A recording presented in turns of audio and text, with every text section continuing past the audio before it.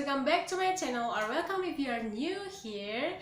Sebelum mulai video kali ini, aku mau tanya dulu nih, apakah kalian sekarang lagi duduk di bangku SMA dan nantinya tertarik untuk masuk ke farmasi UGM?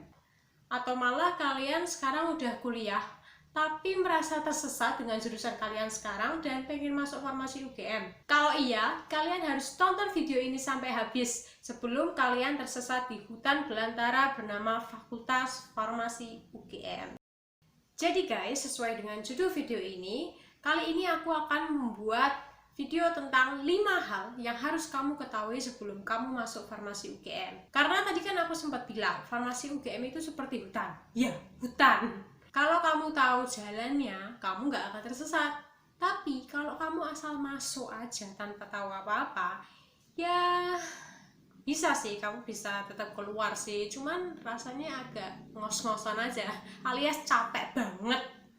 Oh iya, pertama-tama aku mau kenalan dulu nih. Sebelumnya aku udah pernah kenalan sih di video pertama aku, A Realistic Day in Farmasi UGM. Nanti linknya aku taruh di description box kalau kalian mau lihat. Nah, tapi sekarang aku mau kenalan lagi. Ya, jadi nama aku Vina, aku berasal dari Solo. Sekarang aku mahasiswa di Fakultas Farmasi UGM angkatan 2017. Jadi sekarang aku semester 6 dan semester depan aku semester 7. Yang berarti tahun terakhirku di program sarjana farmasi UGM. Jadi di angkatan pas aku masuk itu, angkatan 2017, Fakultas Farmasi UGM itu sedang membuat kurikulum baru yang dinamakan kurikulum 2017. Jadi aku itu angkatan pertama yang merasakan kurikulum baru itu. Nah, biasanya kalau ada kurikulum baru seperti itu kan nggak langsung sempurna dari awal gitu kan ya. Pasti ada beberapa kekurangan terutama dalam hal teknis pelaksanaannya, dan hal ini berakibat pada adanya inovasi-inovasi tambahan seiring berjalannya kurikulum tersebut untuk membuat kurikulum ini lebih pas dan sempurna. Nah, kenapa aku ceritain hal ini? Karena kurikulum 2017 itulah yang membuat hidupku sekarang jadi seperti ini. Dan kedepannya aku sebenarnya pengen bikin serangkaian video tentang mata kuliah yang ada di farmasi UGM dan segala hal tentang farmasi UGM, terutama di kurikulum baru ini, yang kemungkinan akan diterapkan dalam waktu yang cukup lama sampai ada upgrade ke kurikulum berikutnya. Tentunya aku nggak akan bahas secara detail ya, sampai topik per pertemuan gitu, enggak. Aku cuma akan kasih gambaran besar aja biar kalian yang tertarik masuk ke farmasi UGM bisa tahu apa sih sebenarnya yang akan kalian hadapi di sini. Jadi intinya kedepannya aku pengen nge-share gimana cara aku survive di farmasi UGM ini, dan pengen ngasih tahu kalian untuk tidak mengulangi kesalahan-kesalahan yang pernah aku lakukan dulu. Karena mencegah lebih baik daripada mengobati, bukan? Oke, langsung aja, aku malah kebanyakan bicara ini. Disclaimer. Apa yang akan aku katakan di video ini adalah pemahamanku tentang farmasi UGM berdasarkan pengalaman pribadi. Jadi kalau kalian pengen lihat info yang lebih lengkap, silahkan ke website Fakultas Farmasi UGM ya. Oke, nomor 1 adalah peluang kerja dunia farmasi. Coba sekarang aku tanya, kalau kalian dengar kata apoteker, apa sih yang kepikiran di benak kalian?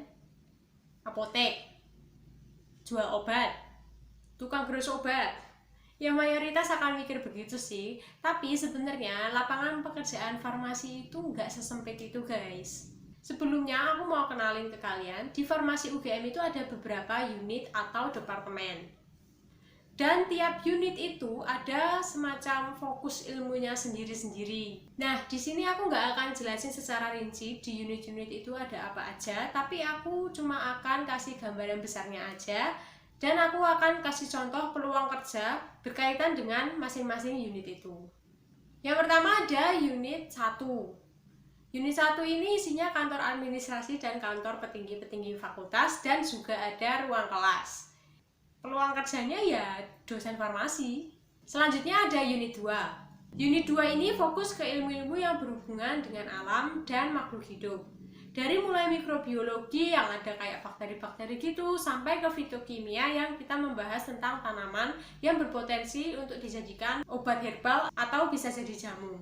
Nah, lapangan pekerjaan yang ada di unit ini, selain menjadi peneliti, kalian juga bisa bekerja di pemerintah kayak di Badan POM di bagian regulasi untuk obat-obat herbal gitu. Atau bisa juga kalian wirausaha bikin jamu sendiri, nyaingin tolak angin sama antangin. Terus ada unit 3. Intinya di unit 3 ini diajari cara bikin obat, baik secara manual untuk melayani resep di apotek, ataupun pakai mesin-mesin seperti di industri farmasi. Nah, peluang kerjanya itu bisa di apotek, bisa di rumah sakit, melayani resep, atau kalian juga bisa kerja di industri farmasi, terutama bagian R&D sama produksi, karena kalian akan belajar cara membuat obat di unit ini. Selain itu, di unit ini juga ada farmasi manajemen, regulasi, farmasi sosial, jadi kayak IPS-nya farmasi gitu. Nah, bingung toh farmasi kok belajar manajemen, belajar ekonomi, belajar sosial? Ya begitulah, kalau di sini kita akan belajar hal-hal kayak gimana sih cara manajemen apotek, terus gimana cara menentukan pengobatan yang lebih murah, cara komunikasi ke pasien yang baik, ya kayak gitulah.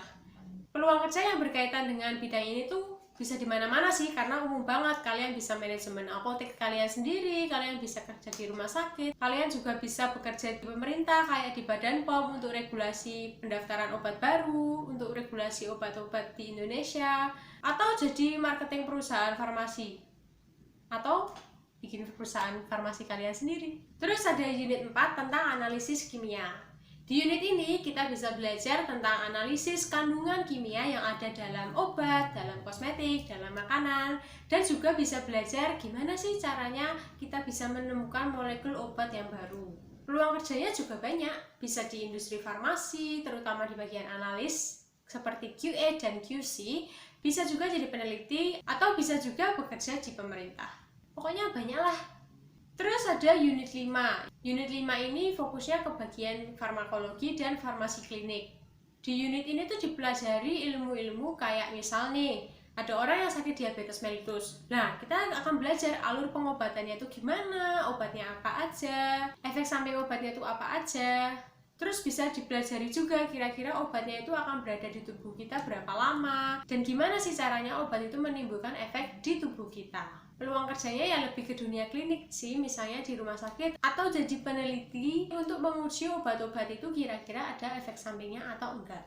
Terakhir ada unit 5,5. Aku juga bingung sih kenapa namanya 5,5 enggak unit 6. Mungkin karena posisi gedungnya itu nyempil di pojokan gitu. Kayaknya di unit ini isinya cuma tempat praktikum aja deh. Ada praktikum kromatografi untuk analisis obat yang canggih gitu. Ada juga praktikum kayak imunologi, itu tentang sistem imun gitu. Peluangnya ya bisa jadi peneliti, bisa di industri farmasi, di bagian mengembangkan obat, atau bagian analisis. Jadi intinya lulusan farmasi, apalagi apoteker, itu peluang kerjanya banyak banget. Sampai kalau misal kalian mau bikin bakery sendiri deh di rumah, kalian itu juga bisa menerapkan ilmu-ilmu yang kalian pelajari ke bakery kalian itu. Contohnya, misal di farmasi UGM kalian akan belajar tentang formulasi obat. Kalian akan belajar cara menyusun komposisi obat yang baik itu gimana, terus belajar cara buatnya juga. Itu nanti bisa kalian terapin di resep roti kalian. Jadi, setiap kalian bikin roti itu, hasilnya akan sama terus, gak akan berubah-ubah. Terus kalian juga bisa analisis roti kalian itu kira-kira tahan berapa lama sih tanpa pengawet. Kalian juga bisa menganalisis kualitas roti kalian gimana. Terus kalian juga bisa menerapkan ilmu manajemen di bakery kalian. Gimana? Masih tertarik nggak masuk farmasi UGM? Lanjut, nomor 2. Hal nomor 2 ini sebenarnya berhubungan dengan hal nomor 1 tadi, yaitu farmasi itu sebenarnya belajar hampir semua pelajaran yang kalian pelajari di SMA. Iya, semuanya. Dulu waktu aku SMA, aku mikirnya farmasi itu paling cuma belajar kimia sama biologi. Tapi ternyata setelah aku masuk, farmasi itu belajar semuanya. Kimia jelas, biologi ada, fisika juga ada, matematika, sosial, manajemen, regulasi, klinik, belajar tanaman ada semua kayak yang tadi tak jelasin di nomor 1. Bahkan ya, kita juga harus belajar desain untuk membuat poster, leaflet, untuk membuat kemasan obat kita sendiri. Pokoknya semua ilmu itu kita pelajari di farmasi UGM ini. Selain itu, kalau kalian masuk farmasi UGM, kalian juga akan belajar mata kuliah tambahan yaitu soft skill. Macam-macam sih, belajar bahasa Inggris, belajar public speaking, dan masih banyak lagi. Jadi dengan kalian kuliah di Farmasi UGM, kalian akan belajar banyak banget skill perintilan-perintilan, gak cuma belajar obat aja. Intinya sih, ilmu yang aku pelajarin di Farmasi UGM itu keren dan lengkap banget. Cuma ya, kadang sering lupa kalau udah lama gak belajar. Karena namanya ilmu ya, pasti akan selalu berkembang kan? Keren! Kita lanjut nomor 3, praktikum. Kayaknya hal ini udah jelas sih, gak mungkin farmasi gak ada praktikumnya. Jadi di Farmasi UGM itu ada namanya 1 SKS perkuliahan, yang berarti 50 menit kalian belajar di kelas. Tapi jangan senang dulu, karena di Farmasi UGM juga ada 1 SKS praktikum, yang nilainya itu 2-4 jam kalian praktikum, tergantung kalian praktikum apa. Belum lagi waktu yang kalian butuhkan untuk mengerjakan laporan sementara, laporan resmi, untuk belajar pretest, untuk bikin ini, bikin itu. Bisa-bisa 7 hari non-stop itu ada aja yang harus dilakukan. Tapi ya, walaupun durasi praktikum itu lama dan gak jarang aku tuh deg-degan kalau mau praktikum karena harus pretest dan post-test. Aku sendiri sebenarnya suka sih praktikum karena aku bisa belajar real dengan melakukan teori-teori yang udah aku pelajari. Tapi kalau mau bahas praktikum di sini bakal panjang banget sih. Mungkin nanti akan aku bikinkan video sendiri kalau kalian pengen lihat. Komen di bawah ya kalau kalian pengen request konten tertentu untuk aku jadikan video. Selanjutnya nomor 4. Farmasi UGM itu punya banyak banget kegiatan mahasiswa. Seperti yang udah aku singgung tadi, mulai kurikulum 2017 ini di Farmasi UGM tuh ada yang namanya nilai soft skill. Dan ada mata kuliah tambahan soft skill yang berbeda-beda tiap semesternya. Selain itu, di Farmasi UGM kita juga harus mengumpulkan semacam poin soft skill gitu yang bisa kita dapat dengan mengikuti organisasi, kepanitiaan, atau lomba-lomba baik akademik maupun non-akademik. Poin ini nanti akan diubah menjadi nilai, dan seberapa bagus nilaimu itu akan ditentukan oleh seberapa aktif kamu berkegiatan. Nah, kalian nggak perlu bingung harus ikut apa, di mana, karena di Fakultas Farmasi UGM sendiri itu banyak banget kegiatan organisasi, terus kepanitiaan, terus juga lomba-lomba yang tersedia. Banyaklah pokoknya, aku nggak akan bahas rinci di video kali ini karena nanti akan jadi terlalu panjang. Tapi nanti aku akan bikinkan video terpisah karena menurutku ikut organisasi itu seru banget. Nah, terakhir, nomor 5, ini adalah hal yang paling penting dan harus kalian ingat, yaitu ketika kalian akan masuk Farmasi UGM, kalian harus menyiapkan mental yang kuat. Walaupun yang aku bilang di nomor 1-4 tadi terlihat seru, kenyataannya ketika aku menjalani hal itu tuh capek banget guys. Akan ada banyak hari dimana kalian tuh merasa kecapean karena laporan numpuk, belum ada kuis, ada tugas, ditambah lagi beban dari organisasi kalian, lomba-lomba yang kalian ikuti, terus ada juga tambahan tugas karena ada tambahan mata kuliah soft skill, dan tugas-tugas itu biasanya dikerjakan berkelompok, jadi kalian harus koordinasi dengan kelompok kalian. Kalau aku sendiri sih menjalaninya ya dijalani aja. Walaupun aku sering sambat-sambat, tapi di sisi lain aku tuh juga tetap ngerjain tugas-tugasku sebisaku, semampuku. Karena kalau aku cuma sambat doang dan gak ngerjain tugas-tugasku, ya rugi juga siapa? Aku sendiri kan? Maka dari itu, kalau kalian beneran pengen masuk Farmasi UGM, kalian harus siapkan mental kalian dari sekarang ya. Semangat! Oh iya, nomor 6, bonus nih. Kalian harus tahu bahwa besok kalau misalnya kalian lulus dari program sarjana farmasi, gelar kalian itu nggak langsung apoteker, tapi cuma sarjana farmasi aja. Nah, gimana caranya biar bisa dapat gelar apoteker? Itu kalian harus sekolah lagi di program profesi apoteker.